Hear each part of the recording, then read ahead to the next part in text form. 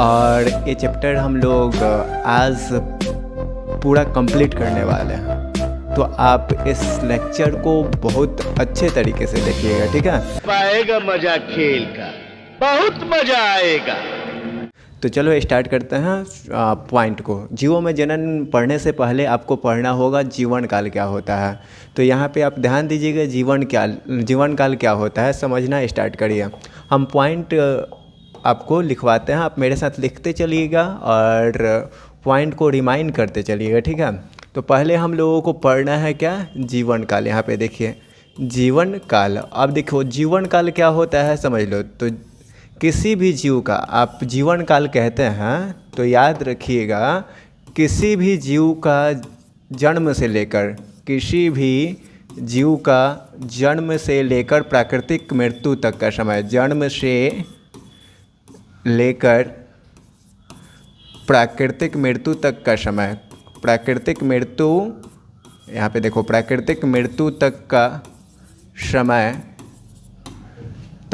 समय क्या कहलाता है, जीवन काल कहलाता है। क्या कहलाता है जी, जीवन काल। अब कोई आपसे कहे कि जीवन काल क्या होता है तो आप उसको कैसे एक्सप्लेन कीजिएगा। कोई जीव जन्म लेता है और पूरी ज़िंदगी अपनी जी लेता है, ऐश मौज कर लेता है और अंततः तो बूढ़ी होने के बाद मर जाता है, यानी वृद्धावस्था में जाके मरता है चैन और सुकून के साथ। तो देखो प्राकृतिक मृत्यु और ये जन्म से लेकर प्राकृतिक मृत्यु तक का जो पीरियड होगा वहीं उसके लिए क्या कहलाएगा, जीवन काल कहलाएगा। और कुछ पॉइंट इससे रिलेटेड और आप याद रखिएगा कि प्रत्येक जीव का जीवन काल अलग अलग होता है। यहाँ पे ये भी पॉइंट आप याद रखेंगे, प्रत्येक जीव का जीवन काल अलग अलग होता है। प्रत्येक जीव का जीवन काल क्या होता है, अलग अलग होता है, अलग अलग होता है, आप याद रखेंगे, ठीक है। इसके बाद अगला, ये जो जीवन काल होता है इसका कोई भी संबंध, ये जीवन काल जीवों के आकार पे निर्भर नहीं करता है। जीवन काल जो होता है जीवों के आकार पर निर्भर नहीं करता है। जीवों के आकार पर, यहाँ पे देखिए आकार पर निर्भर नहीं करता है। ये भी बात आपको याद रखना है, निर्भर नहीं करता है। नहीं तो आपके दिमाग में ऐसा बात चल सकता है कि बड़ा जीव दिखने में, यदि बड़ा जीव दिखाई दे रहा हो तो वो ज़्यादा जिएगा, जो छोटा दिखाई दे रहा है वो छोटा मतलब कम समय के लिए जिएगा। ऐसा कोई कंसेप्ट नहीं होता है। जो भी जीव होता है हर एक जीव का जीवन काल अलग अलग होता है और उसका कोई आकार से लेना देना नहीं होता है, ठीक है। अब नॉर्मल हम लोग बात कर लेते हैं कि इस पृथ्वी पर बायोलॉजी ये बात कहता है, साइंस ये कहता है कि कोई भी जीव अमर नहीं है, हर एक जीव को मरना है। लेकिन एक बात और कहता है बायोलॉजी कि एक कोशिकीय जीवों को छोड़कर, अपवाद इसका कौन होता है, एक कोशिकीय जीव। एक कोशिकीय जीव जो होते हैं, यहाँ पे देखो लिखते हैं, एक कोशिकीय जीव क्या होते हैं, अमर होते हैं। कोई अब पूछे कि ये अमर कैसे होते हैं, तो ये मरते ही नहीं हैं। ये क्या करते हैं, कोशिका विभाजन करके जो दो नए जीव का निर्माण कर लेते हैं। एक कोशिकीय जीव जो होते हैं मरते नहीं है, बल्कि कोशिका विभाजन करके दो नए जीवों का निर्माण कर लेते हैं। इस प्रकार ये कभी मरते नहीं, इस कारण इनको कहा जाता है, अमर जीव कहा जाता है। अब हम लोग बात कर ले जीवन काल में। तो जीवन काल सबसे लंबा जीवन काल किसका होता है, या सर्वाधिक लंबा जीवन काल किसका होता है। तो आप ये नाम याद रखिएगा, यहाँ पे हम लिख रहे हैं, ये नाम हाईलाइट आप कर लीजिएगा, लारिया ट्राइडेंटेटा। यहाँ पे देखो वृक्ष का नाम है ये लारिया ट्राइडेंटेटा।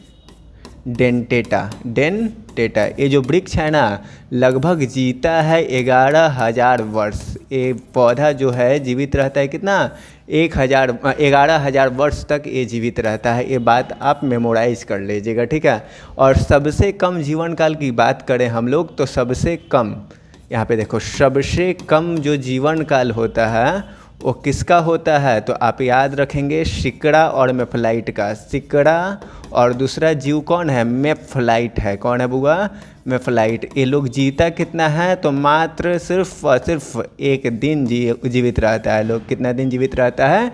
एक दिन जीवित रहता है लोग। तो ये जीवन काल को लेकर कुछ पॉइंट हो गया, ठीक है। जीवन काल किसे कहते हैं? जीवन काल किसे कहते हैं? यहाँ पे हो गया कि किसी भी जीव का जन्म से लेकर प्राकृतिक मृत्यु तक का जो समय होता है उसे हम लोग जीवन काल कहते हैं। और प्रत्येक जीव का जीवन काल जो होता है अलग अलग होता है। और अगला पॉइंट आपको याद रखना है कि जीवन काल जीवों के आकार पर निर्भर नहीं करता है। कोई बड़ा या छोटा आकार में जीव है तो ऐसा नहीं है कि जो बड़ा आकार में जीव है वो ज़्यादा जिएगा, ऐसा कोई रिलेशन नहीं होता है। आकार से कोई लेना देना नहीं होता है। और अगला पॉइंट आपको याद रखना है कि एक कोशिकीय जीव को हम लोग अमर जीव कहते हैं। क्यों कहते हैं? क्योंकि ये कभी मरते ही नहीं है, क्योंकि ये कोशिका विभाजन करके नए जीवों को उत्पन्न कर लेते हैं। इस प्रकार इसको हम लोग क्या कहेंगे? अमर जीव कहेंगे। और अगला पॉइंट आपको याद रखना है कि सर्वाधिक जीवन काल किसका होता है? तो लारिया ट्राइडेंटेटा का होता है, जो कि कितना होता है? 11,000 वर्ष होता है। और यदि बात करें हम लोग सबसे कम जीवन काल किसका होता है? तो सिकड़ा और मैफ्लाइट का होता है। कितना वर्ष होता है जी? एक दिन होता है। कितना दिन होता है? एक दिन सिर्फ जीवित रहता है सिकड़ा और मैफ्लाइट। एक दिन में उसका कहानी ख़त्म हो जाता है। चलो अब हम लोग आ जाते हैं कुछ प्रमुख जीवों का जीवन काल हम लोग याद रखेंगे। यहाँ पे देखो, आप मेरे साथ ये चार्ट बना लो, कुछ प्रमुख जीवों का जीवन काल। यहाँ पे लिख लो कुछ प्रमुख जीवों का जीवन काल। कुछ प्रमुख जीवों का जीवन काल आप याद रखेंगे। कुछ प्रमुख जीवों का कौन सी हुआ? जीवन काल। अब इसका चार्ट आप लोग कैसे बनाएंगे और कैसे याद रखेंगे तो वो आप मेरे द्वारा यहाँ पे जो बनाया जा रहा है उसको आप बना लीजिए। देखिए यहाँ पर पहला हम लोग जीव का नाम लिखेंगे हाथी। क्या लिखेंगे? हाथी। अब देखो, हाथी का जो जीवन काल होता है कितना साल होता है जी? तो हाथी लगभग जीता है 65 से 70 वर्ष। कितना वर्ष जीता है? 65 से 70 वर्ष जीता है। उसके बाद यदि हम लोग बात करें घोड़ा की, तो यहाँ पे दूसरा आप हाथी के बाद घोड़ा, हाथी के बाद घोड़ा। घोड़ा कितना साल जीता है? आप याद रखेंगे 50 से 60 वर्ष। ये लगभग घोड़ा का जो जीवन काल होता है कितना होता है? 50 से 60 वर्ष होता है। हाथी हो गया, घोड़ा हो गया। अब घोड़ा के बाद आप याद रखेंगे मनुष्य। क्या याद रखेंगे? तीसरा मनुष्य याद रखेंगे। मानव का जीवन काल लगभग कितना है? 60 से 80 वर्ष के आसपास है। 60 से 80 वर्ष, 60 से 80 वर्ष। यदि हम लोग बात करें आगे जामुन के वृक्ष का, तो वो कितना होता है? लगभग 60 वर्ष इसका जीवन काल होता है। कितना वर्ष होता है जी? 60 वर्ष जीवन काल होता है। इसके बाद जामुन के वृक्ष के बाद हम लोग बात करते हैं किसका? आम के वृक्ष का। तो आम के वृक्ष का कितना होता है? 100 वर्ष होता है। आम के वृक्ष का जीवन काल की बात करें यदि हम लोग, तो कितना होता है? आप याद रखिएगा, आम का जो नॉर्मल वृक्ष होता है लगभग इसका जीवन काल कितना होता है? 100 वर्ष होता है। और यदि हम लोग कछुआ की बात करते हैं तो कछुआ लगभग 100 से 150 साल तक जीवित रहता है। इसका जीवन काल कितना है? 100 से 150 वर्ष तक। कितना है जी? 100 से 150 वर्ष। इसके बाद हम लोग देखेंगे यहाँ पे अगला जो हमारा जीव है उसका जीवन काल जो है गाय का जो जीवन काल है कितना होता है? तो 20 से 25 वर्ष होता है। कितना होता है? 20 से 25 वर्ष। ये बात आप याद रखेंगे, ठीक है। और भी कुछ इम्पोर्टेंट जीव है जिनका जीवन काल आपको याद रखना है। यहाँ पे इस और हम लिख रहे हैं, आप भी अपने कॉपी में नोट डाउन करते जाइएगा। यहाँ पे देखिए 8वां नंबर पे हम लोग लिखेंगे, किसका लिखेंगे जी? तितली का। तितली का जीवन काल जो होता है 1 से 2 सप्ताह होता है। यहाँ पे हम लोग बात करते हैं तितली का, तो कितना है? 1 से 2 सप्ताह। 1 से 2 सप्ताह होता है।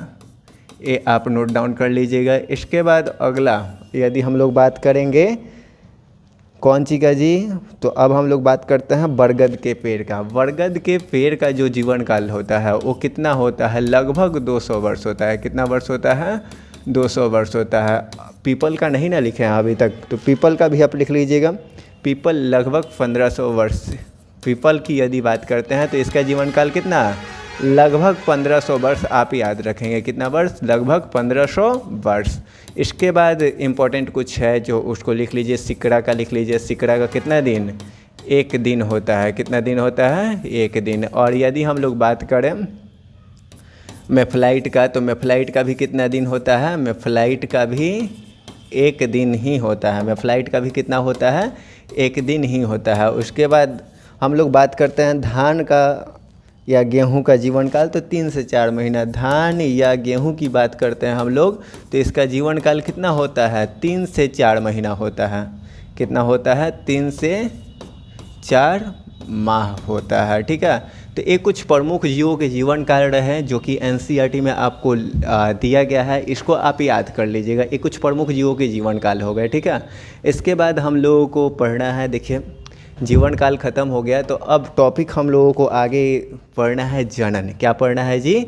जनन। तो आप अब हेडिंग बना लेंगे रिप्रोडक्शन। यहाँ पे देखिए हेडिंग आप अच्छा सा बनाइए, जनन क्या होता है। ये जनन देखिए, जनन इसको हम लोग कहते हैं रिप्रोडक्शन। क्या कहते हैं?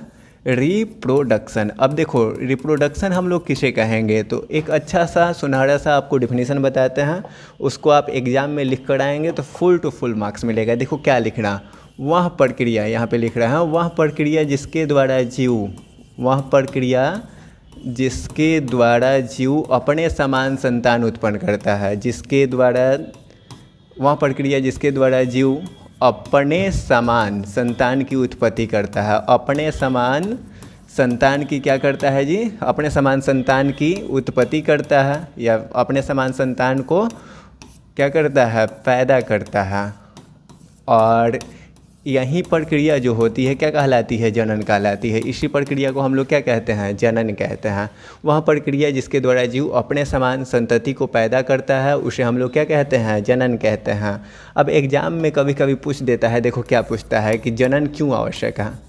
यहाँ पे हम लोग बात करते हैं ये जो जनन प्रोसेस है, जनन क्यों आवश्यक है, क्यों आवश्यक है। एक क्वेश्चन एग्जाम में कभी कभी कर देता है, तो स्टूडेंट इसमें फंस जाते हैं। जनन तो जनबे करते हैं, लेकिन जनन क्यों आवश्यक है ये नहीं लिख पाते हैं, जिस कारण उनको नंबर एग्जाम में नहीं मिल पाता है। तो आप याद रखेंगे जनन क्यों आवश्यक है, तो निम्नलिखित कारणों से जनन आवश्यक है। पहला, जीवों के अस्तित्व को बनाए रखने के लिए। पहला किसके लिए आवश्यक है जनन? जीवों के अस्तित्व को बनाए रखने के लिए। जीवों के अस्तित्व को क्या करने के लिए जी? अस्तित्व को बनाए रखने के लिए जनन आवश्यक है। जनन क्या है? रखने के लिए पहला। और दूसरा जनसंख्या वृद्धि के लिए। दूसरा किसके लिए आवश्यक है जी? जनसंख्या वृद्धि के लिए। जनसंख्या वृद्धि के लिए जनन आवश्यक है। इसके बाद अगला किसके लिए? तो ये जो जनन होता है ना, जनन से विभिन्नताएं उत्पन्न होती है। तीसरा देखो कारण हम दे रहे हैं आपको कि क्यों आवश्यक है। जनन से क्या होता है? ये विभिन्नता उत्पन्न होता है। क्या उत्पन्न होता है? विभिन्नता। और ये विभिन्नता उत्पन्न होता है, और इसी विभिन्नता से जैविक विकास होता है। इसी से क्या होता है बुआ? जैव विकास होता है। और जैव विकास होते रहना चाहिए। जैव विकास के लिए भी जनन क्या है? आवश्यक है। जैव विकास के लिए भी क्या है? जनन आवश्यक है। ये बात आप याद रखेंगे। तो जनन आपको समझ में आ गया कि वह प्रक्रिया जिसके द्वारा जीव अपने समान संतान को क्या करता है? जन्म देता है, उसे हम लोग क्या कहेंगे? जनन कहेंगे। और जनन क्यों आवश्यक है ये बात भी आपका क्लियर हो गया। ठीक है, इसके बाद हम लोग जनन के प्रकार को देखते हैं। जनन कितने प्रकार का होता है, यहाँ पे देखिए। अब यहाँ पे आप समझेंगे कि जनन का प्रकार कितना होता है। यहाँ पे देखो जनन का प्रकार आप लिख लो, जनन का प्रकार। ये आपका हेडिंग हो गया, जनन का प्रकार। अब देखो जनन कितने प्रकार का होता है, तो बच्चा जानता है कि जनन का प्रकार कई गो होता है जी। तो जनन का प्रकार 2 गो होता है। पहला होता है कौन सा जनन? पहला होता है अलैंगिक जनन। कौन सा जनन? अलैंगिक जनन। और दूसरा होता है लैंगिक जनन। पहला अलैंगिक जनन आप याद रखेंगे, और दूसरा आप याद रखेंगे, दूसरा क्या होता है जी? लैंगिक जनन होता है। कौन सा जनन? लैंगिक जनन। अब देखो अलैंगिक जनन किसे कहेंगे? तो जिस जनन में एकल जनक की आवश्यकता होती है। यहाँ पे देखो, यहाँ पे लिख देते हैं कि इसमें क्या होता है? एकल जनक की आवश्यकता होती है। इसमें एकल जनक से ही जनन का प्रोसेस हो जाता है। तो जिस जनन में एकल जनक क्या हो? आवश्यक हो, उसे हम लोग क्या कहेंगे? अलैंगिक जनन कहते हैं। और ये जो प्रक्रिया होता है तीव्र होता है, अलैंगिक जनन की जो प्रक्रिया होती है तीव्र गति से होती है।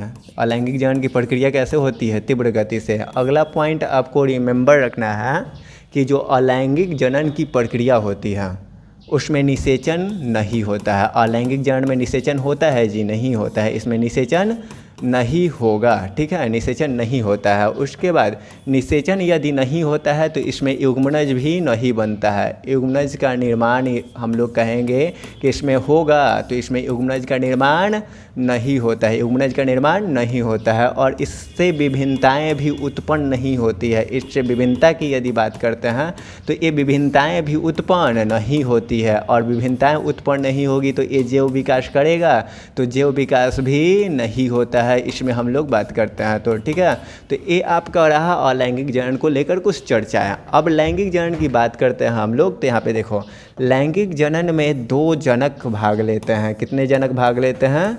इसके लिए 2 विपरीत जनक की आवश्यकता होती है। यहाँ पे विपरीत जनक लिखिए नहीं तो गलत हो जाएगा। इसमें 2 विपरीत जनक आवश्यक होते हैं। इस जनन के लिए कितने विपरीत जनक आवश्यक होते हैं? 2 विपरीत जनक आवश्यक होते हैं। इसमें आप याद रखिए कि इसमें निषेचन होता है। लैंगिक जनन की बात करते हैं तो इसमें निषेचन होता है। इसके बाद इसमें विभिन्नताएं भी उत्पन्न होती है। इससे जो बात करते हैं विभिन्नताएं भी क्या होती है? इससे उत्पन्न होती है और यही विभिन्नता आगे क्या करता है? जैव विकास करता है। यही विभिन्नता क्या करता है? आगे चल के जैव विकास करता है, ठीक है। तो ये लैंगिक और अलैंगिक जनन को लेकर कुछ महत्वपूर्ण बातें हो गई। इसका डेफिनेशन कह सकते हो, ये डेफिनेशन इसका हो गया। अब आगे हम लोग अलैंगिक जनन का जो प्रकार होता है उसको अच्छे तरीके से पढ़ने वाले हैं। देखो अलैंगिक जनन में हम लोगों को पढ़ना क्या क्या है ये बता देते हैं। पहले अब लिख लो, हेडिंग एक अच्छा सा बना लोगे, अलैंगिक जनन का प्रकार। यहाँ पे देखो लिखते हैं अलैंगिक जनन का प्रकार। अलैंगिक जनन का प्रकार आप मेरे साथ लिखो कॉपी पे। अलैंगिक जनन का प्रकार। अब देखो अलैंगिक जनन का प्रकार कई गो होता है, तो इसका प्रकार बहुत सारा होता है। हम लोगों को अध्ययन क्या क्या करना है वो देख लो थोड़ा सा। तो हम लोगों को देखो पढ़ना है पहला, इसमें हम लोग पढ़ेंगे पहला विखंडन। क्या पढ़ेंगे? विखंडन। विखंडन और विखंडन के बाद देखो ये विखंडन हो गया पहला अलैंगिक जनन। दूसरा हम लोगों को दूसरा जो पढ़ना है वो क्या पढ़ना है? तो दूसरा हम लोग पढ़ेंगे मुकुलन। क्या पढ़ेंगे? मुकुलन।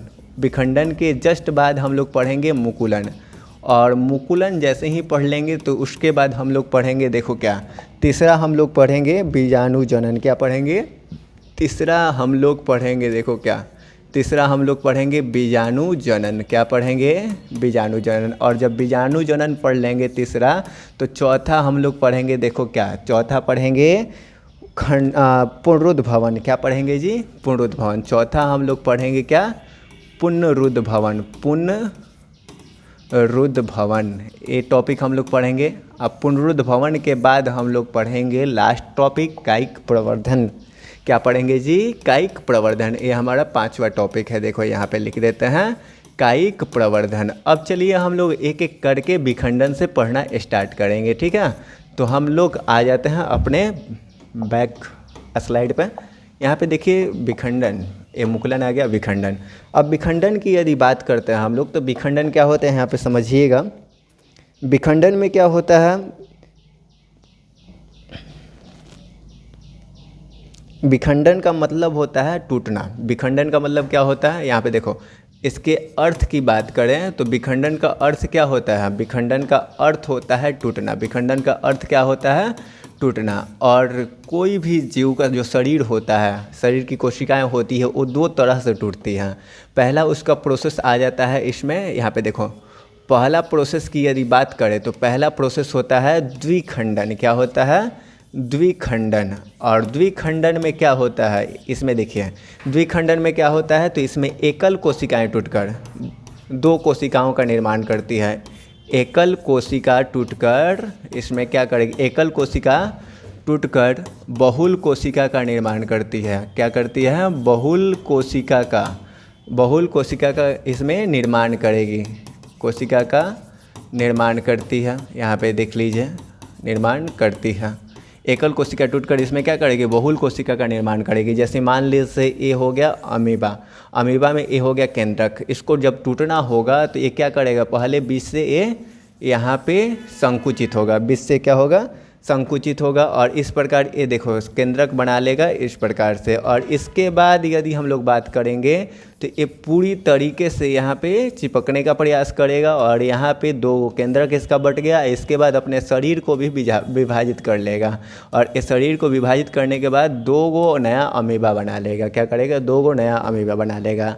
और ये जो प्रोसेस होता है इसको हम लोग कहते हैं द्विखंडन। क्या कहते हैं जी, द्विखंडन कहते हैं। ठीक है, अब यदि हम लोग बात करें बहुखंडन की, दूसरा हम लोगों का जो प्रोसेस आएगा वो क्या आएगा जी, यहाँ पे देखो लिखते हैं बहुखंडन। बहुखंडन तो इसमें क्या होता है, इसमें एकल कोशिका टूटकर, यहाँ पे देखो लिख देते हैं, आप लोग भी लिख लीजिएगा। इसमें एकल कोशिका टूटकर क्या होकर, एकल कोशिका टूटकर बहुल कोशिका का निर्माण करती है। इसमें एकल कोशिका टूटकर बहुल कोशिका का निर्माण करती है। क्या करती है, बहुल कोशिका का निर्माण करती है। बहुल कोशिका का क्या करेगी, निर्माण करेगी। ये बात आप याद रखेंगे। और इसमें क्या होता है, ये किसमें होता है, तो ये होता है किसमें, प्लाज्मोडियम में, चाहे प्लाज्मोडियम में बात करते हैं या ये ईस्ट में होता है। प्लाज्मोडियम में किस तरह से होता है यहाँ पे आपको समझाने का प्रयास करते हैं। ये देखो ये हो गया गोलाकार प्लाज्मोडियम जिसमें एक केंद्रक हुआ। एक केंद्रक क्या करेगा, अंदर बहुत सारे केंद्रक, यहाँ से ये वाला स्थिति आएगा, बहुत सारे केंद्रक बनाएगा, ये बहुत सारे एक केंद्रक बनाएगा और बाद में जाके ये प्लाज्मोडियम क्या होगा, फट जाएगा और फटेगा तो ये बहुत सारा केंद्रक बाहर निकल जाएगा। बाहर निकलेगा और बाहर निकलने के बाद क्या करेगा, बहुल कोशिकाओं का निर्माण करेगा। बहुल कोशिकाओं का क्या करेगा, निर्माण करेगा। ये हम किस में दिखाएं, प्लाज्मोडियम में। किस में दिखाए जी, प्लाज्मोडियम में। ये बात आप याद रखेंगे। ठीक है, ये प्लाज्मोडियम का प्रोसेस हम आपको दिखाए जिसमें क्या हो रहा है, बहुखंडन हो रहा है। क्या हो रहा है, बहुखंडन। तो ये बहुखंडन का कंसेप्ट आपका बिल्कुल क्लियर हो गया होगा। अब बहुखंडन और द्विखंडन आपको समझ में आ गया, एकदम आसान था आपके लिए। अब पढ़ेंगे हम लोग मुकुलन। क्या पढ़ेंगे जी, मुकुलन। तो यहाँ पे देखिए मुकुलन क्या होता है, यहाँ पे समझिए हम। यहाँ पे ध्यान देंगे आप मुकुलन पे। किस पे ध्यान देंगे जी, मुकुलन पे। यहाँ पे देखिए मुकुलन क्या होता है। तो मुकुलन को समझने के लिए सबसे पहले आपको मुकुल समझना होगा। क्या समझना होगा, मुकुल। और मुकुल समझने से पहले हम आपको कुछ फिगर दिखाते हैं, उस पर आप ज़रा गौर फरमाइएगा। ठीक है, ये आप देखिए फिगर, ये एक हम बनाते हैं हाइड्रा।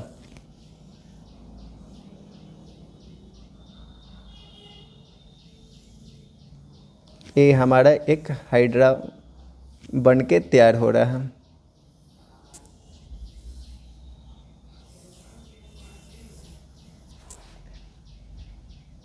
एक क्या हुआ, हाइड्रा बना। ये क्या है, एक रुकिए ये एक प्रकार का हाइड्रा बन गया। क्या बन गया, हाइड्रा। और ये हाइड्रा क्या करेगा, हाइड्रा का ये वाला जो निकला है प्रवर्ध, ये प्रवर्ध ही क्या कहलाता है, ये प्रवर्ध ही कहलाता है मुकुल। क्या कहलाता है, मुकुल। क्या कहलाएगा, मुकुल। ये बात क्लियर हो गया। और ये प्रवर्ध क्या करेगा, आगे चल के विकसित होगा। यहाँ पे देखो ये दूसरा, इसके बाद वाला जो स्थिति है यहाँ पे दिखा रहे हैं आपको।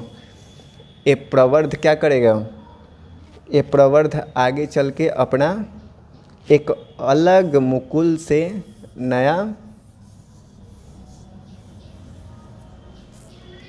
ये अपना तो हाइड्रा है ही,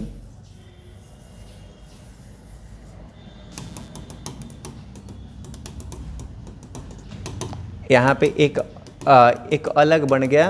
प्रवर्ध से ही ये हाइड्रा विकसित हो रहा है और ये फिर आगे टूटेगा, ये वाला हिस्सा टूटेगा तो यहाँ पे एक नया फिर आपका क्या बन जाएगा, एक नया हाइड्रा बन जाएगा। ये क्या बनेगा, एक नया हाइड्रा बन जाएगा।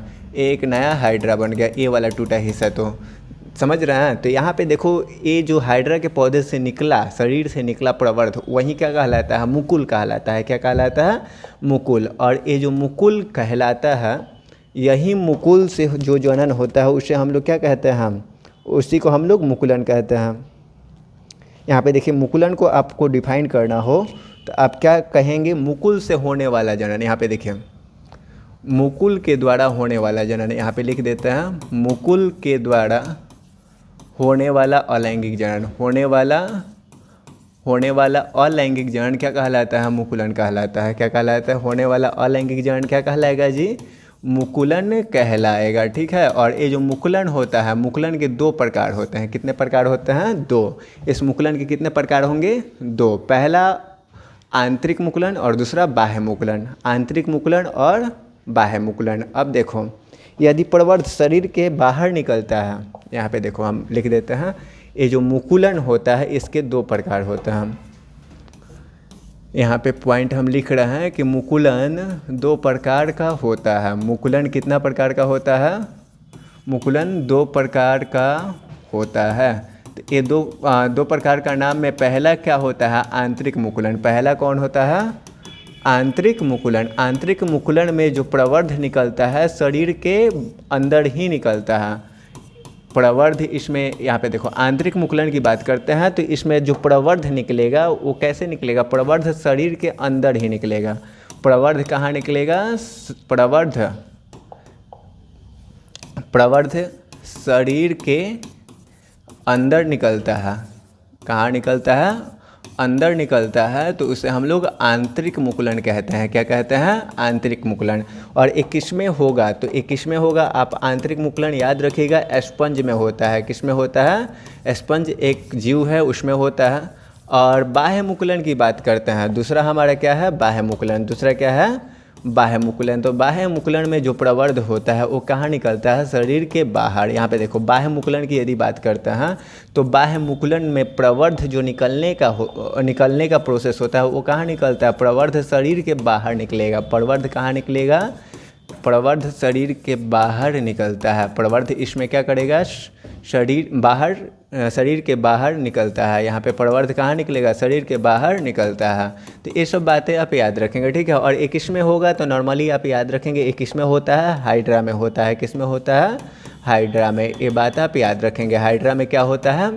बाह्य मुकुलन होता है। हाइड्रा में क्या होगा? बाह्य मुकुलन। तो ये मुकुलन का कंसेप्ट आपको अच्छे तरीके से क्लियर हो गया होगा। इस मुकुलन के बाद हम लोग क्या लिखे हैं? तीसरा हम लोग लिखे हैं, देखो क्या तीसरा हम लोग लिखे हैं, ये मुकुलन वाला तो हम लोग पढ़ ही लिए, मुकुलन को हम लोग साइड कर देते हैं। मुकुलन हम लोग पढ़ लिए, बीजाणु जनन अब पढ़ना है। क्या पढ़ना है? बीजाणु जनन। अब बीजाणु जनन क्या होगा? बीजाणु जनन किसे कहते हैं? तो यहाँ पे देखिए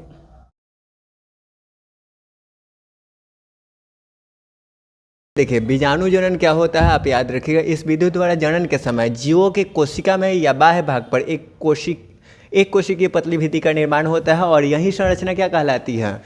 यही संरचना बीजाणु कहलाती है। क्या कहलाती है? बीजाणु।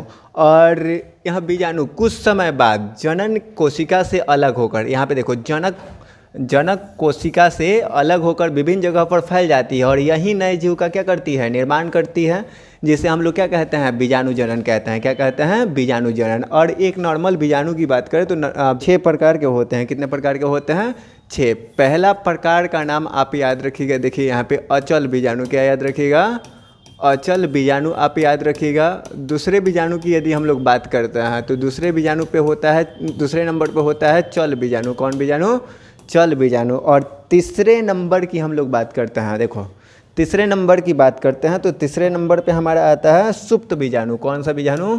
तीसरे नंबर पे आएगा सुप्त बीजाणु, ठीक है। ये सुप्त बीजाणु आया।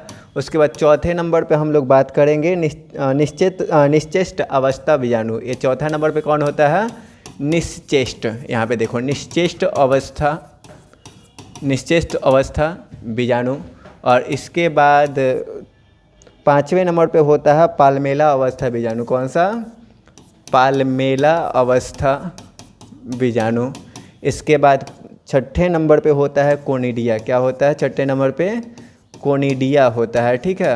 अब आगे हम लोग पढ़ेंगे इसमें कि बीजाणु का प्रकार हम लोग लिखते हैं कि 6 प्रकार होता है। अब आगे हम लोगों को पढ़ना है अचल बीजाणु क्या होता है। यहाँ पे देखिए अचल और चल बीजाणु में क्या अंतर है। एग्जाम में कभी कभी ऐसा क्वेश्चन कर देता है तो आप याद रखेंगे चल बीजाणु के बारे में।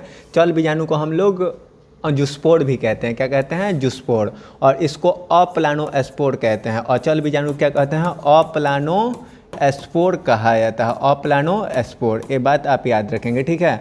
ये आप कंफ्यूज मत होइएगा। तो चल बीजाणु क्या होता है, इन पर कशाभिकाएँ पाई जाती है जिससे ये तैर कर अनुकूल स्थान पर चले जाते हैं। जो चल बीजाणु होते हैं उनके शरीर पर फ्लैजिला अर्थात कशाभिका पाई जाती है और उसी की मदद से वो जल में तैर पाते हैं और अनुकूल जगह पे चल जाते हैं। और इसके विपरीत अचल बीजाणु की बात करते हैं तो उसमें कशाभिका नामक जो संरचना होती है वो नहीं होती है, जिसके कारण ये तैर भी नहीं पाते हैं, चल भी नहीं पाते हैं और ये प्रतिकूल परिस्थिति में जैसे ही जाते हैं ना नष्ट हो जाते हैं। अचल बीजाणु का एक खासियत है कि ये प्रतिकूल परिस्थिति में क्या हो जाएंगे, नष्ट हो जाएंगे। और यदि हम लोग आगे बात करते हैं तो आगे हम लोगों को देखने को मिलेगा कोनिडिया। क्या देखने को मिलेगा जी, कोनिडिया। तो कोनिडिया आप याद रखिएगा एक प्रकार का अलैंगिक प्रजनन बीजाणु है जो कि कवक द्वारा निर्मित होता है। किसके द्वारा निर्मित होता है, कवक द्वारा। और कहाँ पे बनता है, कोनिडिया फोर में। कोनिडिया का निर्माण कहाँ होता है, कोनिडिया फोर में होता है। तो ये हम लोग विषाणु को लेकर एक विशेष अध्ययन कर लिए। इसके बाद हम लोगों को पढ़ना है पुनरुद्भवन। जो हम लोगों का अगला सेक्टर था वो हमारा क्या था, पुनरुद्भवन था। तो पुनरुद्भवन में आप याद रखिएगा, देखिए क्या, जब जीव के कटे किसी एक भाग से, जब जीव के शरीर के, यहाँ पे देखो लिखते हैं, जब जीव के शरीर के कटे किसी एक भाग से, किसी एक भाग से पूर्ण जीव का निर्माण, पूर्ण जीव शरीर का निर्माण, पूर्ण जीव का निर्माण क्या कहलाता है, पुनरुद्भवन कहलाता है। क्या कहलाता है, निर्माण पुनरुद्भवन कहलाता है। यहाँ पे देखो लिख देते हैं कि पुनरुद्भवन कहलाता है। ये पुनरुद्भवन हो गया, ठीक है। अब चलो पुनरुद्भवन किस में होता है, तो आप याद रखिएगा एक जीव का नाम यहाँ पे लिखते हैं, उस जीव का नाम है प्लेनेरिया। क्या नाम है बुआ, प्लेनेरिया। प्लेनेरिया में देखो, प्लेनेरिया का संरचना यहाँ पे देख लो,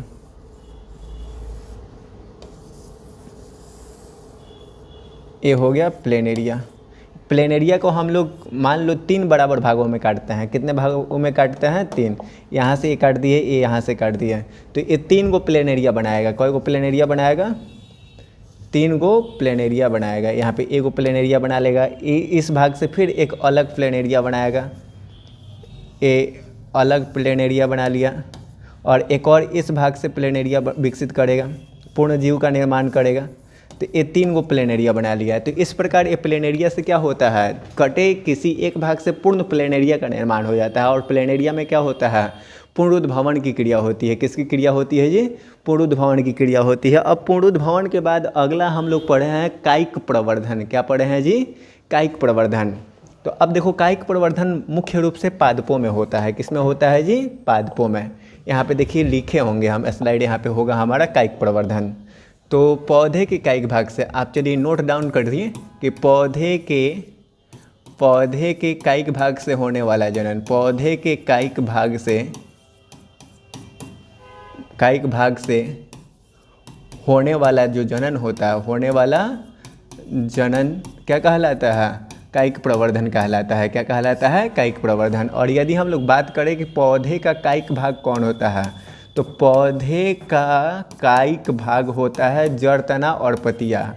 पौधे का जो कायिक भाग होता है वो कौन होता है, याद रखिएगा, पहला होता है जड़। पहला कौन होता है, जड़। दूसरा कौन होता है, तना। और तीसरा कौन होती है, पतिया। कौन होती है, पतिया। ये 3 क्या है, पौधे के कायिक भाग है। पौधे के क्या है जी, कायिक भाग है। अब यदि बात करें इस कायिक प्रवर्धन की, तो कायिक प्रवर्धन होता है 2 तरह से। कितने तरह से होता है, 2 तरह से। इसका 2 को प्रकार होता है। पहला होता है प्रकार, आप याद रखेंगे, प्राकृतिक कायिक प्रवर्धन। कायिक प्रवर्धन 2 तरह का होता है। पहला प्राकृतिक कायिक प्रवर्धन और दूसरा होता है, याद रखिएगा, कृत्रिम कायिक प्रवर्धन। दूसरा क्या होता है जी, दूसरा आप याद रखिएगा, कृत्रिम कायिक प्रवर्धन। कृत्रिम कायिक प्रवर्धन। अब देखिए प्राकृतिक और कृत्रिम कायिक प्रवर्धन क्या होता है। प्राकृतिक कायिक प्रवर्धन यानी प्राकृतिक रूप से होने वाला कायिक प्रवर्धन क्या कहलाएगा, प्राकृतिक कायिक प्रवर्धन कहलाता है। और कृत्रिम तरीके से होने वाला कायिक प्रवर्धन क्या कहलाता है, कृत्रिम कायिक प्रवर्धन कहलाता है। अब देखो समझते हैं एक एक करके प्राकृतिक कायिक प्रवर्धन को और कृत्रिम कायिक प्रवर्धन को। यहाँ पे देखो लिखते हैं हम लोग प्राकृतिक कायिक प्रवर्धन, यहाँ पे लिखते हैं प्राकृतिक कायिक प्रवर्धन, प्राकृतिक कायिक प्रवर्धन। आप इसका डिफिनीशन कहीं पे लिखने को मिल जाए तो लिखिएगा प्राकृतिक में स्वतः होने वाली कायिक प्रवर्धन। प्राकृतिक में स्वतः होने वाली कायिक प्रवर्धन क्या कहलाती है? प्राकृतिक कायिक प्रवर्धन कहलाती है। स्वतः होने वाली कायिक प्रवर्धन, होने वाली कायिक प्रवर्धन क्या कहलाती है? कृत्रिम कायिक प्रवर्धन कहलाती है। क्या कहलाती है? कृत्रिम कायिक प्रवर्धन कहलाती है। और एक कृत्रिम कायिक प्रवर्धन प्राकृतिक में स्वतः होने वाली कायिक प्रवर्धन प्राकृतिक कायिक प्रवर्धन कहलाती है। और प्राकृतिक कायिक प्रवर्धन कितने तरह से होता है? तो इसकी पहली विधि होती है। इसकी विधि की हम लोग बात करें तो इसकी पहली विधि आप लिखेंगे क्या? तो विधि में पहला इसका आता है, याद रखिएगा, जड़ों द्वारा कायिक जनन। जड़ों द्वारा कायिक प्रवर्धन पहला किसके द्वारा? जड़ों द्वारा कायिक प्रवर्धन। अब देखो, जड़ों द्वारा कायिक जनन लिखो चाहे प्रवर्धन लिखो। और जड़ों द्वारा कायिक जनन किस में होता है? तो आप याद रखना, जड़ के द्वारा कायिक जनन किस में होता है? परवल में होता है। किस में होता है? परवल, जिसको आप लोग कहते हैं परवल, जिसको परवल कहते हैं हम लोग। उसके बाद दूसरा शकरकंद। शकरकंद में भी क्या होता है? जड़ों द्वारा कायिक प्रवर्धन होता है। शकरकंद के बाद यदि हम लोग बात करते हैं तो तीसरा किस में होता है? तो शकरकंद, परवल, ये दोनों आप याद रखिएगा, ये हम लोग आदि लिख देते हैं यहाँ पे। शकरकंद, परवल में जड़ों द्वारा कायिक प्रवर्धन होता है। दूसरे नंबर पे यदि हम लोग बात करें तो दूसरे नंबर पे कायिक प्रवर्धन होता है पत्तियों द्वारा। यहाँ पे लिख देंगे पत्तियों द्वारा होने वाला कायिक प्रवर्धन। पत्तियों द्वारा कायिक प्रवर्धन या पत्तियों द्वारा कायिक जनन। पत्तियों द्वारा कायिक जनन किस में होता है भाई मेरे? तो आप याद रखना, पत्तियों द्वारा कायिक जनन किस में होता है? तो होता है बिगोनिया के पौधा में। किस में होता है? बिगोनिया का पौधा में पत्तियों द्वारा जनन होता है, पत्तियों द्वारा कायिक जनन होता है। ठीक है। और तीसरे नंबर पे आता है जो है वो है हमारा क्या है? तीसरा है तना द्वारा। किसके द्वारा है? तना द्वारा कायिक जनन। तना द्वारा क्या हुआ? कायिक जनन। और ये तना द्वारा कायिक जनन किस में होता है? तो आप याद रखिएगा, तना द्वारा कायिक जनन किस में होता है जी? अदरक, हल्दी, आलू में। अदरक में किसके द्वारा होता है? तना के द्वारा होता है। आलू में भी किसके द्वारा होता है? तना के द्वारा होता है। उसके बाद यदि हम लोग बात करें हल्दी का, तो हल्दी में भी किसके द्वारा होता है? हल्दी में भी तना द्वारा कायिक जनन होता है। ठीक है। तो ये हुआ हम लोगों का प्रकार प्राकृतिक कायिक प्रवर्धन का। प्राकृतिक कायिक प्रवर्धन के बाद हम लोग कृत्रिम कायिक प्रवर्धन पढ़ेंगे। क्या पढ़ेंगे? कृत्रिम कायिक प्रवर्धन। तो हेडिंग आप इसके बाद डालेंगे कृत्रिम कायिक प्रवर्धन। यहाँ पे देखो लिखते हैं कृत्रिम कायिक प्रवर्धन।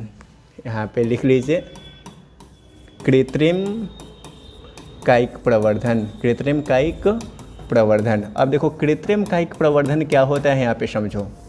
प्राकृतिक वाला प्राकृतिक में स्वतः तरीके से होता है। और एक देखो पौधे में कायिक जनन मनुष्य द्वारा। यहाँ पे देखो लिखते हैं हम लैंग्वेज, मनुष्यों के द्वारा कराई जाने वाली कायिक जनन। मनुष्य के द्वारा कराई जाने वाली कायिक प्रवर्धन। यहाँ पे देखो लिखते हैं कराई जाने वाली कायिक प्रवर्धन। कायिक प्रवर्धन कृत्रिम कायिक जनन कहलाती है। कृत्रिम कायिक प्रवर्धन कहलाती है। कायिक प्रवर्धन क्या कहलाएगी? कृत्रिम कायिक प्रवर्धन कहलाएगी। ठीक है। और इसका विधि की बात करते हैं हम लोग। तो विधि में हम लोग लिखेंगे पहला, देखो यहाँ पे पहला इसका जो विधि होगा वो होगा, यहाँ पे देखो लिख रहे हैं, लिखना कलम लगाना। क्या लगाना? कलम लगाना। कलम लगाना कहने का मतलब है कि इसमें हम लोग क्या करते हैं? दाढ़ी रोपते हैं, यानी टहनी रोपते हैं। क्या रोपते हैं? पौधों की टहनियाँ लगाते हैं। इसमें हम लोग पौधों की टहनियाँ लगाते हैं। और पौधों की टहनियाँ किसका लगता है जी? कलम लगाना में हम लोग किसको हम लोग टहनियों के द्वारा? तो गुलाब का पौधा टहनियों से लगता है। गुलाब के बाद अंगूर का जो पौधा होता है वो भी टहनियों से ही नया पौधा बनाता है। नींबू का जो होता है वो भी उसका टहनी लगता है। क्या लगता है? टहनी। तो एक कलम लगाना वाला विधि हो गया पहला कृत्रिम तरीके से। दूसरा क्या होता है? तो दूसरा आप याद रखेंगे दाब लगाना। क्या लगाना? दाब लगाना। दाब लगाना। इसमें हम लोग क्या करते हैं, तना को ज़मीन के अंदर रोपते हैं। तना को हम लोग क्या करते हैं, ज़मीन के अंदर रोपते हैं। और एक इसमें किया जाता है तो स्ट्रॉबेरी के पौधे में, स्ट्रॉबेरी के पौधों में हम लोग क्या करते हैं, दाब लगाते हैं। क्या लगाते हैं, दाब लगाते हैं। तीसरा जो हम लोगों का कृत्रिम कायिक जनन का जो विधि है वो है रोपण। क्या करते, तीसरा विधि क्या है, रोपण। और चौथा विधि है गुंटी बांधना। क्या बनना, गुटी बांधना। ये रोपण और गुटी बांधना, ये आप याद रखेंगे। देखो, कृत्रिम कायिक जनन हम लोग पहला कलम लगाकर कर सकते हैं, दूसरा दाब लगाकर हम लोग कर सकते हैं स्ट्रॉबेरी वगैरह में। और रोपण हम लोग किसका करते हैं, तो रोपण में आप याद रखेंगे सेव वगैरह का पौधा जो है वो रोपा जाता है। ये रोपण विधि से सेव वगैरह का हम लोग रोपण करते हैं। सेव का, आम का भी पौधा क्या करते हैं, रोपते हैं। आम का पौधा क्या करते हैं, रोपते हैं। अब देखो, गुंटी बांधना ये किस में किया जा सकता है, तो लीची में किया जा सकता है, लीची के पौधे में। और किस में किया जा सकता है, तो नींबू के पौधे में भी। इसके शाखाओं से हम लोग नया पौधा बना सकते हैं। ये गुटी बांधना हो गया। तो ये आपका 4 को प्रकार हो गया कृत्रिम कायिक प्रवर्धन का। किसका हो गया, कृत्रिम कायिक प्रवर्धन का। इसके बाद हम लोग देखेंगे यहाँ पे कृत्रिम कायिक प्रवर्धन के बाद कायिक प्रवर्धन के क्या लाभ है, ये कायिक प्रवर्धन से क्या लाभ होता है। तो यहाँ पे लिखिए कायिक प्रवर्धन के लाभ, कायिक प्रवर्धन के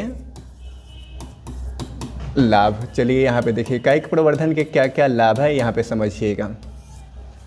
पहला इससे जो लाभ होता है वो होता है, यहाँ पे देखो, पहला लाभ होता है कि इस विधि द्वारा पौधे कम समय में उत्पन्न किया जाता है। इस विधि द्वारा पौधे कम समय में पौधे उत्पन्न किए जाते हैं। इस विधि द्वारा कम समय में पौधे क्या किए जाते हैं, कम समय में पौधे उत्पन्न होते हैं। और दूसरा फ़ायदा क्या है जी, दूसरा फ़ायदा है इससे कि यहाँ प्रवर्धन की आसान विधि है। यहाँ पे देखो, ये प्रवर्धन की क्या है, यहाँ प्रवर्धन की आसान विधि है, प्रवर्धन की आसान विधि है। इसके बाद अगला तीसरा आप विधि है। और तीसरा आप याद रखिएगा, देखिए तीसरा क्या याद रखिएगा, तो इस विधि में पौधे की शुद्धता बनी रहती है। इस विधि में यहाँ पे लिख देते हैं, इस विधि में पौधे की जो शुद्धता होती है, पौधे की शुद्धता बनी रहती है। ठीक है, इस विधि में पौधे की शुद्धता जो होती है वो क्या होती है, बनी रहती है। ठीक है, तो ये आपका किसका लाभ हुआ, कायिक प्रवर्धन का लाभ हुआ। कायिक प्रवर्धन से पहला लाभ ये है कि इससे कम समय में पौधे को उत्पन्न किया जा सकता है। दूसरा लाभ क्या है, ये तो यह प्रवर्धन की सबसे आसान विधि है। ये प्रवर्धन की क्या है, सबसे आसान विधि है। और तीसरा क्या है, इस विधि में पौधे की शुद्धता बनी रहती है। इस विधि में पौधे की जो शुद्धता होती है वो क्या होती है, बनी रहती है। ठीक है, और यदि इसके हानियों की बात करें, हानियों की चर्चा करें, तो इससे नई जाति उत्पन्न नहीं होती है। यहाँ पे देखो, यहाँ पे किसी भी चीज़ का कुछ लाभ होता है तो उससे हानि भी होता है। तो यहाँ पे हम लोग लिखेंगे कायिक प्रवर्धन का हानि, कायिक प्रवर्धन की हानियाँ, कायिक प्रवर्धन की हानियाँ, ये आप लिख लीजिएगा, कायिक प्रवर्धन की हानियाँ। कायिक प्रवर्धन से पहली हानियाँ क्या है जी, तो इससे नई जाति उत्पन्न नहीं होती है। इससे नई जाति उत्पन्न नहीं होती है, पहला हानि उत्पन्न नहीं होती है, ये पहला हानि हो गया। ठीक है, आप दूसरा हानि याद रखिएगा। दूसरा हानि क्या, तो दूसरा हानि आप याद रखेंगे, इससे विविधता भी उत्पन्न नहीं होती है, इससे विविधता भी उत्पन्न नहीं होता है। और तीसरा हानि क्या है, तो यहाँ पे तीसरा हानि है कि इसका शीघ्र ह्रास हो जाता है। इसका क्या होता है, इससे उत्पन्न पौधे, जो उत्पन्न पौधे होते हैं इनका शीघ्र ह्रास हो जाता है। यहाँ पे उत्पन्न पौधे का शीघ्र ह्रास हो जाता है, उत्पन्न पौधे का शीघ्र ह्रास हो जाता है। यहाँ पे हमारा हो गया ये कायिक प्रवर्धन की हानियाँ। कायिक प्रवर्धन से लाभ भी होता है और हानि भी होता है, तो लाभ और हानि दोनों को हम लोग देख लिए। कायिक प्रवर्धन क्या होता है ये भी हम लोग समझ लिए। तो ये हम लोगों का अलैंगिक वाला जो सेक्टर था वो कंप्लीट हो गया। इसके बाद हम लोग पढ़ेंगे लैंगिक जनन। क्या पढ़ेंगे जी, लैंगिक जनन। तो लैंगिक जनन का टॉपिक अब हम लोग स्टार्ट करते हैं। चलिए, सबसे पहले आप देखेंगे यहाँ पे लैंगिक जनन क्या होता है, यहाँ पे समझिए, ध्यान दीजिएगा लैंगिक जनन पे। यहाँ पे अब हम लोगों का टॉपिक जो होगा वो क्या होगा, लैंगिक जनन का होगा, ठीक है। लैंगिक जनन, ये लैंगिक जनन क्या होता है ये थोड़ा समझ लीजिए आप, ठीक है।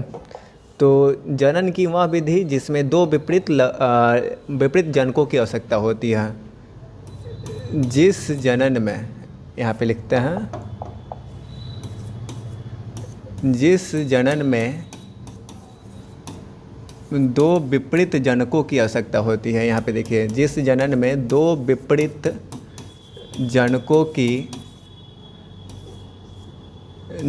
की क्या होती है, आवश्यकता होती है, उसे हम लोग क्या कहते हैं, आवश्यकता होती है, उसे हम लोग क्या कहते हैं, लैंगिक जनन कहते हैं। क्या कहते हैं, लैंगिक जनन कहते हैं। ये लैंगिक जनन का डेफिनेशन आपको समझ में आ गया होगा। इसमें दो गो विपरीत जनक चाहिए ही, दो गो विपरीत जनक इसमें चाहिए तो ही लैंगिक जनन संपन्न हो पाता है, ठीक है।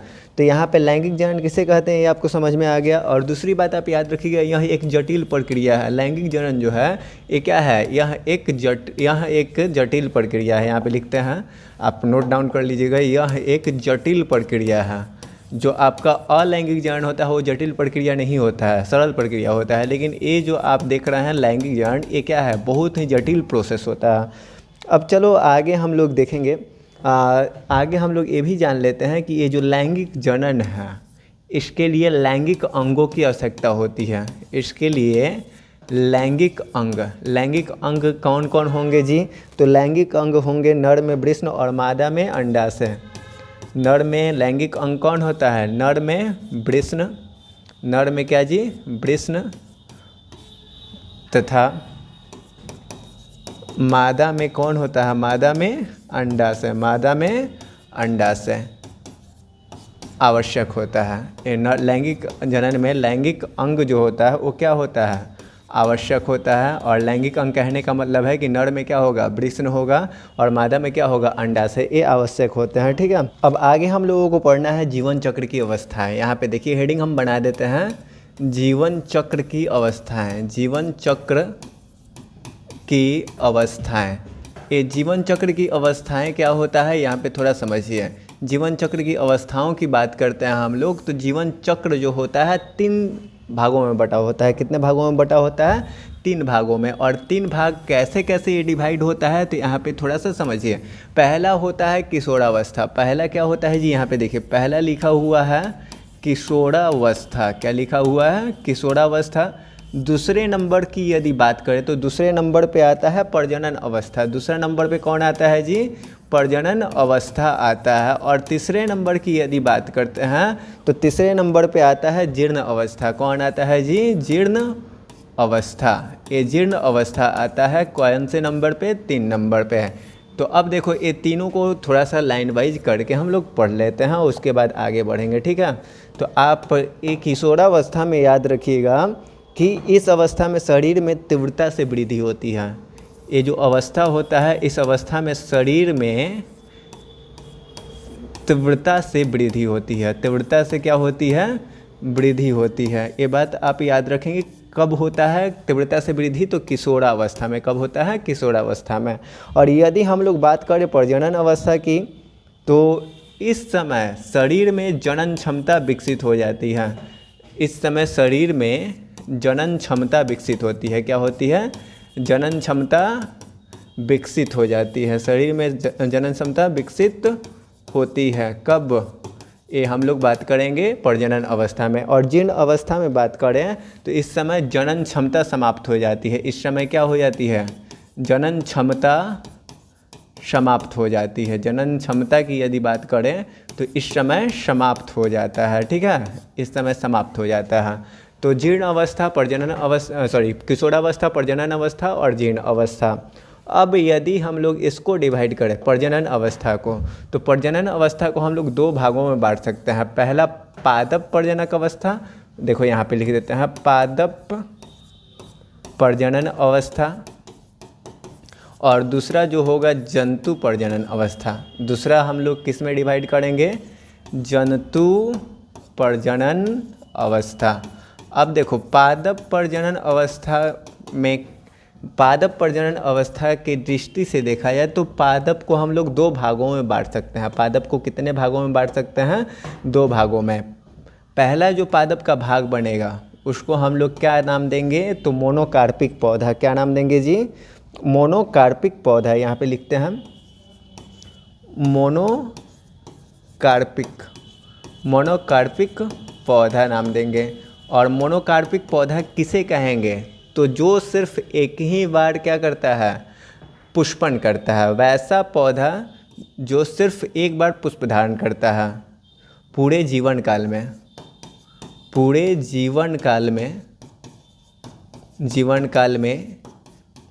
एक बार पुष्प धारण करने वाला, एक बार पुष्प धारण करने वाला। जैसे में इसका एग्जाम्पल क्या हो जाएगा? बाँस हो जाएगा। क्या हो जाएगा? बाँस का जो पौधा होता है, वृक्ष होता है, वो क्या होता है? बाँस जो पादप होता है सिर्फ एक ही बार पुष्प धारण करता है। और यदि हम लोग दूसरे नंबर पे बात करें पादप प्रजनक अवस्था के आधार पे, तो दूसरे नंबर पे हम लोग बात करेंगे किसका? पॉलीकार्पिक का। क्या करेंगे? पॉलीकार्पिक। दूसरा क्या होता है? पॉलीकार्पिक। तो ये वर्ष में किसी एक विशेष मौसम में पुष्प धारण करता है। एक वर्ष में किसी विशेष मौसम में, ये विशेष मौसम में क्या करेगा? पुष्प धारण करेगा। विशेष मौसम में पुष्प धारण करता है। विशेष मौसम में क्या धारण करेगा? पुष्प धारण करता है। जैसे में आम हो गया, लीची हो गया। आम पहला हो गया, दूसरा क्या हो गया? लीची हो गया। ये सब क्या है? पॉलीकार्पिक है। क्या है? पॉलीकार्पिक पौधा है। मोनोकार्पिक और पॉलीकार्पिक आपको समझ में आ गया। और जंतु प्रजनक की यदि हम लोग बात करते हैं, किसकी बात करते हैं? जंतु प्रजनक की यदि बात करते हैं तो जंतु प्रजनक को हम लोग कैसे डिवाइड करते हैं यहाँ पे समझिए। जंतु प्रजनक को हम लोग डिवाइड करते हैं 2 भागों में। पहला जो भाग बनता है वो हमारा बनता है मौसमी प्रजनक। पहला क्या बनता है? यहाँ पे देखो, पहला बनता है मौसमी प्रजनक और दूसरा बनता है सतत प्रजनक। जंतु प्रजनक अवस्था के आधार पर जीवों को हम लोग 2 भागों में बांटेंगे। मौसमी प्रजनक यानी किसी विशेष मौसम में जनन करने वाले जीव। किसी विशेष मौसम में, यहाँ पे देखो लिख देते हैं, वर्ष के किसी विशेष मौसम में जनन करने वाला जीव, जनन करने वाला जीव जो होगा वो क्या कहलाता है? करने वाला जीव क्या कहलाता है? मौसमी प्रजनक कहलाता है। जैसे यदि हम लोग बात करें किसकी, तो बात करेंगे हम लोग, याद रखिएगा, मेढक और मछली का। मेढक अपना प्रजनन कब करता है? सावन यानी वर्षा ऋतु में। मछली भी अधिकांश जो होती है जनन कब करती है? उसी समय वर्षा ऋतु में ही करती है। तो मौसमी प्रजनक का मतलब समझ में आ गया कि किसी विशेष मौसम में जनन करने वाला जीव क्या कहलाता है? मौसमी प्रजनक कहलाता है। और दूसरे नंबर पे हम लोग बात करेंगे सतत प्रजनक। क्या बात करें? सतत प्रजनक। सतत प्रजनक क्या होता है? तो किसी भी मौसम में जनन करने वाला जीव, किसी भी मौसम में जनन करने वाला जीव क्या कहलाता है? जनन करने वाला जीव क्या कहलाएगा? सतत प्रजनक। करने वाला जीव सतत प्रजनक कहलाता है। करने वाला जीव क्या कहलाता है जी? सतत प्रजनक कहलाता है। जैसे में मानव कभी भी अपना बच्चा पैदा कर सकता है, जनन करता है। चूहा भी कभी भी बच्चा पैदा कर सकता है, जनन करता है। ये सब क्या है? सतत प्रजनक है। मौसमी प्रजनक और सतत प्रजनक आपका कंसेप्ट बिल्कुल क्लियर हो गया होगा, ठीक है। तो मौसमी और सतत प्रजनक के बाद हम लोग अध्ययन करेंगे जीर्ण अवस्था का। तो जीर्ण अवस्था आपको यहीं पे बता दी है। जनन क्षमता इस समय क्या हो जाता है? ख़त्म हो जाता है। जनन क्षमता का समाप्त हो जाना जीर्ण अवस्था है। क्या है? जीर्ण अवस्था। तो जीर्ण अवस्था एकदम आपका क्लियर हो गया होगा। ये मौसमी और सतत प्रजनक भी आपका क्लियर हो गया। अब आगे हम लोग पढ़ेंगे पादपों में लैंगिकता के आधार पर। हम लोग देखते हैं, यहाँ पर देखो, पादप और जंतुओं की बात करते हैं। पादप और यदि जंतु की बात करते हैं तो लैंगिकता के आधार पे, किसके आधार पे? लैंगिकता। यहाँ पे देखो लिख देते हैं, लैंगिकता के आधार पर, लैंगिकता के आधार पर ये कितने प्रकार के होते हैं? 2 प्रकार के होते हैं। कितने प्रकार के होते हैं? 2 प्रकार के। पहला एकलिंगी जीव, पहला क्या होंगे? एकलिंगी, और दूसरा क्या होते हैं? द्विलिंगी या उभयलिंगी। यहाँ पे देखो लिखते हैं द्विलिंगी या तो क्या उभयलिंगी होते हैं, दूसरा क्या होते हैं? द्विलिंगी या उभयलिंगी। अब बात करते हैं हम लोग एकलिंगी की। एकलिंगी की हम लोग क्या एकलिंगी में क्या होता है? तो वैसे पादप या वैसे जीव, यहाँ पे देखिए, एक ही जंतु के शरीर में नर और मादा दोनों प्रकार के युग्मकों का निर्माण होना क्या कहलाता है? द्विलिंगी जंतु कहलाता है। यदि किसी पादप में या यदि किसी जंतु में नर और मादा युग्मक का निर्माण एक साथ होता है, नर और मादा युग्मक का निर्माण इसका निर्माण एक साथ होगा। निर्माण क्या होगा? एक साथ होगा, तो क्या कहलाएगा? कहलाता है एकलिंगी जीव। क्या कहलाता है? ऐसे जीव जो होंगे उसे हम लोग क्या कहेंगे? यहाँ पे माफ़ कीजिएगा, यदि पादप और जंतु में नर और मादा युग्मक का निर्माण अलग अलग होता है, मादा और नर युग्मक का निर्माण क्या होता है? अलग अलग होता है, तो उसे हम लोग क्या कहते हैं? एकलिंगी जीव कहते हैं। क्या कहते हैं? एकलिंगी जीव। और यदि बात करें वहीं, यदि किसी पादप या जंतु में नर और मादा युग्मक का निर्माण क्या होता है? एक साथ होता है। कैसे होता है जी? एक साथ होता है, तो उसे हम लोग क्या कहते हैं? द्विलिंगी या उभयलिंगी जीव कहते हैं। द्विलिंगी या क्या कहते हैं? उभयलिंगी जीव कहते हैं। तो पादपों और जंतुओं को हम लोग देखते हैं लैंगिकता के आधार पे, तो ये 2 प्रकार के होते हैं। कितने प्रकार के होते हैं जी? 2 प्रकार के हैं। पहला कौन होता है? तो पहला होता है एकलिंगी जीव, और दूसरा क्या होता है? द्विलिंगी या उभयलिंगी। अब देखो, एकलिंगी कहने का मतलब जिस पादप या जंतु में नर और मादा युग्मक का निर्माण अलग अलग होता है, तो उसे हम लोग क्या कहेंगे? एकलिंगी कहेंगे। और नर और मादा युग्मक का निर्माण एक साथ होगा, तो उसे क्या कहेंगे? द्विलिंगी कहेंगे। क्या कहेंगे जी? द्विलिंगी कहेंगे। इसके बाद हम लोगों को टॉपिक पढ़ना है। देखिए, हम लोग अब पढ़ेंगे लैंगिक जनन की घटनाएं। क्या पढ़ेंगे जी? लैंगिक जनन की घटनाएं। अब लैंगिक जनन की घटनाएं, कैसे लैंगिक जनन घटित होता है, तो यहाँ पे हेडिंग बना लो, लैंगिक जनन की घटनाएं। यहाँ पे लिख लो लैंगिक जनन की घटनाएं। लैंगिक जनन की घटनाएं। अब देखो यहाँ पे ध्यान दोगे, लैंगिक जनन की घटनाएं। लैंगिक जनन को 3 घटनाओं में हम लोग बांट देते हैं, डिवाइड करते हैं। पहला जो होता है वो अवस्था होता है, यहाँ पे देखो लिखते हैं निषेचन पूर्व घटना। यहाँ पे हम लोग लिख देते हैं, पहला जो बारी आता है वो आता है निषेचन पूर्व घटना का। निषेचन पूर्व घटना। निषेचन पूर्व घटना। अब निषेचन पूर्व घटना की यदि बात करते हैं, तो याद रखिएगा, निषेचन से पहले घटित होने वाली घटना निषेचन पूर्व घटना कहलाती है। यहाँ पे लिख देते हैं कि निषेचन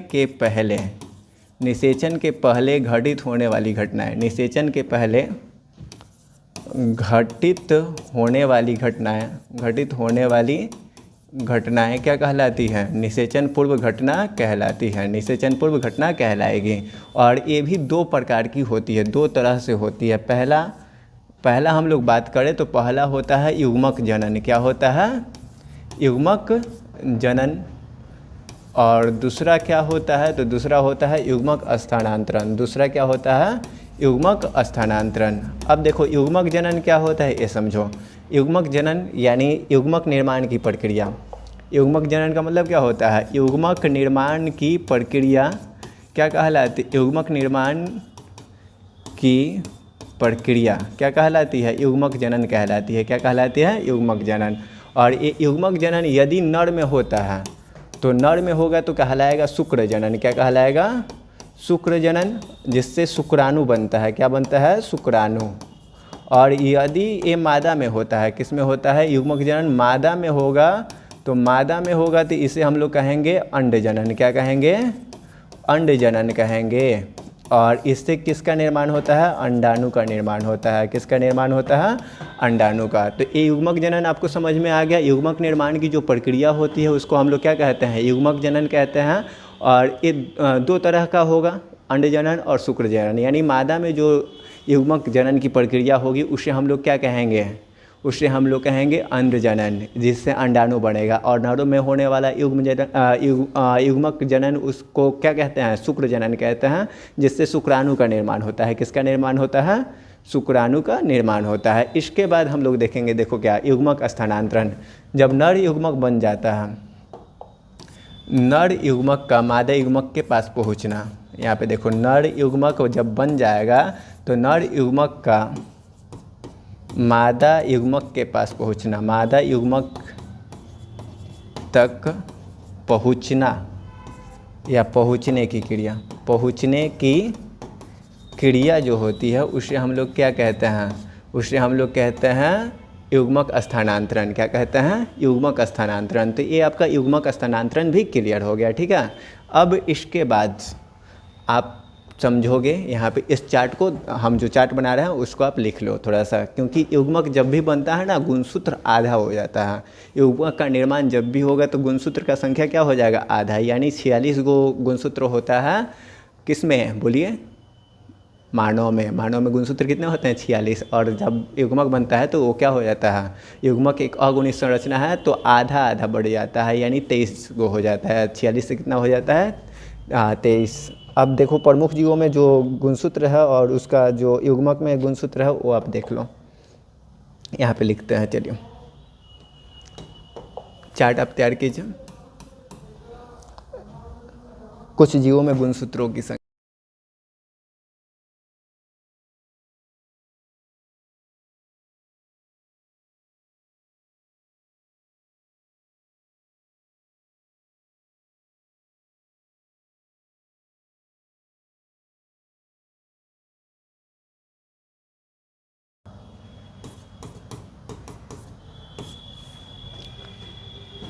तो यहाँ पे हम लोगों का जो चार्ट है वो है कुछ प्रमुख जीवों का गुणसूत्रों की संख्या और उसके युग्मक में कितने गुणसूत्र होते हैं, ये चार्ट आपको बताएगा। तो देखिए, यहाँ पे सबसे पहले मनुष्य में गुणसूत्रों की संख्या होती है 46। कितनी होती है जी? 46। और उसके युग्मक में गुणसूत्रों की संख्या कितनी हो जाती है? 23 हो जाती है। कितनी हो जाती है? 23। कुत्ते की बात करें तो 70 और युग्मक में हो जाता है 35। तितली में 380 और उसका आधा क्या हो जाता है? 190। चूहा का 42 होता है, जिसका आधा क्या हो जाता है? 21। और प्याज में 32 होता है गुणसूत्र और युग्मक में गुणसूत्र हो जाते हैं 16। चावल में 24 और उसका युग्मक में गुणसूत्र 12 हो जाता है। मक्का में 40 गो गुणसूत्र होता है, जिसमें उसके युग्मक में 20 गो होता है।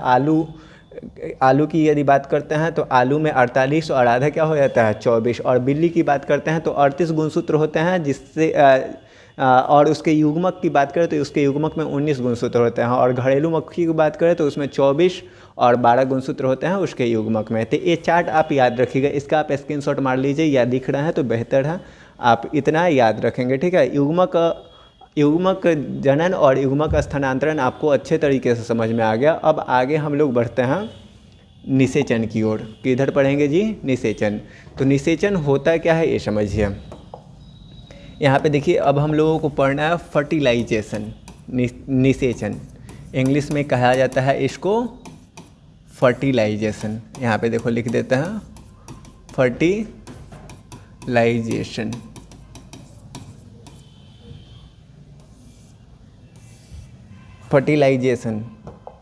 फर्टिलाइजेशन में क्या होगा? तो यहाँ पे नर युग्मक और मादा युग्मक बन गया है, तो नर युग्मक और मादा युग्मक का संयुग्मन, यहाँ पे लिखते हैं नर युग्मक और मादा युग्मक का संयुग्मन। मादा युग्मक का संयुग्मन क्या कहलाता है? निषेचन कहलाता है। मादा युग्मक का संयुग्मन निषेचन कहलाता है। क्या कहलाता है? निषेचन कहलाता है, ठीक है। तो ये हमारा निषेचन आपको समझ में आ गया कि निषेचन किसे कहते हैं। अब निषेचन के बाद आप जानेंगे कि ये निषेचन कितने प्रकार के होते हैं। तो ये निषेचन जो होता है 2 प्रकार का होता है। पहला होता है आंतरिक निषेचन। पहला क्या होता है? आंतरिक निषेचन। और दूसरा क्या होगा? बाह्य निषेचन होगा। क्या होगा? बाह्य निषेचन। आंतरिक निषेचन और दूसरा क्या होता है जी, बाह्य निषेचन। अब देखिए आंतरिक और बाह्य निषेचन हम लोग किसे कहते हैं ये समझते हैं, ठीक है। आंतरिक निषेचन और बाह्य निषेचन में आपको अंतर बचपन से पता है। जो बाह्य निषेचन होता है उस प्राणी के शरीर के बाहर होता है, और यहाँ पे हम लोग बात करते हैं बाह्य निषेचन की। देखो आंतरिक निषेचन शरीर के अंदर होगा, ये जो आंतरिक निषेचन होता है कहाँ होता है, शरीर के अंदर, और एक यहाँ होगा शरीर के बाहर होता है। निषेचन का प्रोसेस इसमें कहाँ होगा, शरीर के बाहर।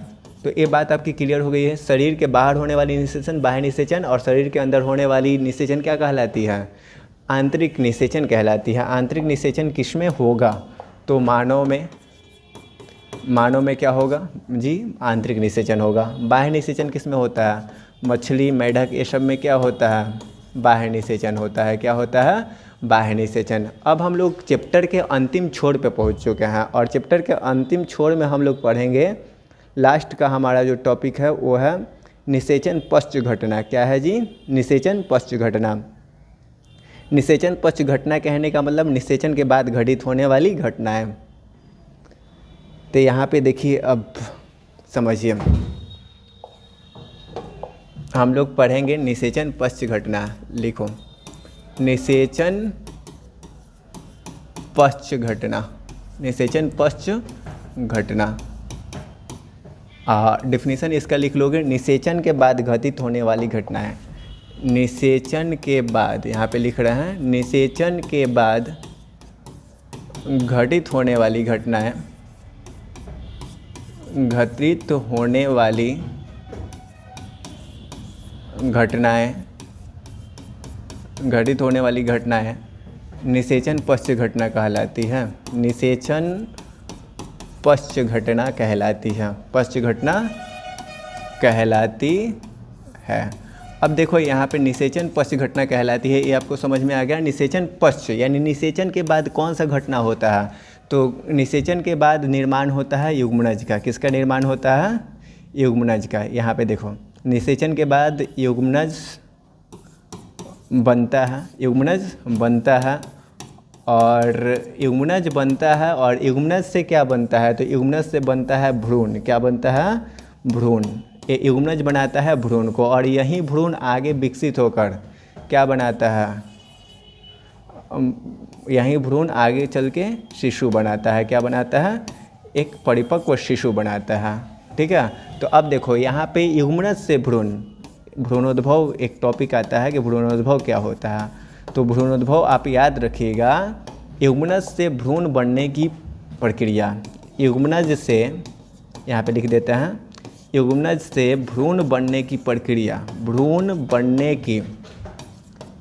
की प्रक्रिया भ्रूणोद्भव कहलाती है। प्रक्रिया भ्रूणोद्भव कहलाती है। युग्मनज से भ्रूण बनने की जो प्रक्रिया होती है उसको हम लोग क्या कहते हैं, भ्रूणोद्भव कहते हैं। और ये यदि बात हम लोग कर लेते हैं भ्रूणोद्भव की, तो भ्रूण विकास और भ्रूण उत्पत्ति के आधार पर जंतु दो प्रकार के होते हैं। पहला होते हैं अंडज और दूसरे होते हैं जरायुज। यहाँ पे भ्रूण विकास और भ्रूण उत्पत्ति के आधार पर जीव कितने प्रकार के होते हैं, आप याद रखिएगा, दो प्रकार के होते हैं। अब देखिए, अंडज ऐसे जंतु जो बाह्य वातावरण में निषेचित अंडे देते हैं, जो एक निश्चित अवधि के बाद नई संतति को जन्म देते हैं।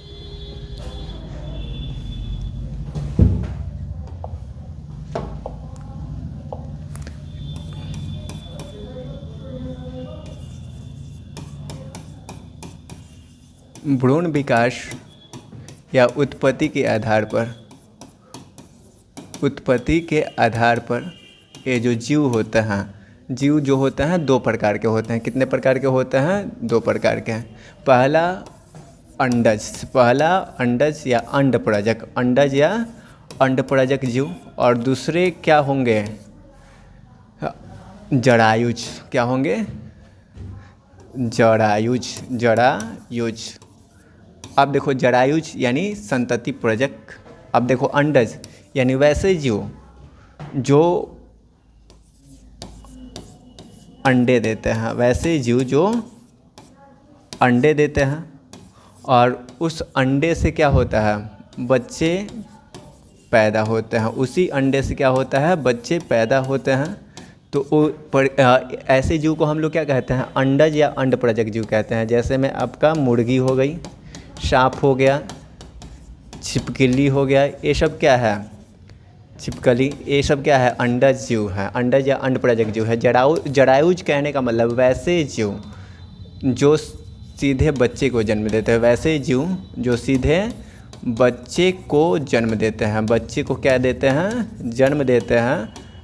वैसे जीवों को हम लोग क्या कहते हैं, वैसे जीवों को जरायुज कहते हैं। क्या कहते हैं जी, जरायुज। तो ये अंडज और जरायुज आपको अच्छे तरीके से समझ में आ गया होगा। सो गाइस, ऐसे ही आपका हर एक चैप्टर क्लियर कर दिया जाएगा वन शॉट लेक्चर के थ्रू।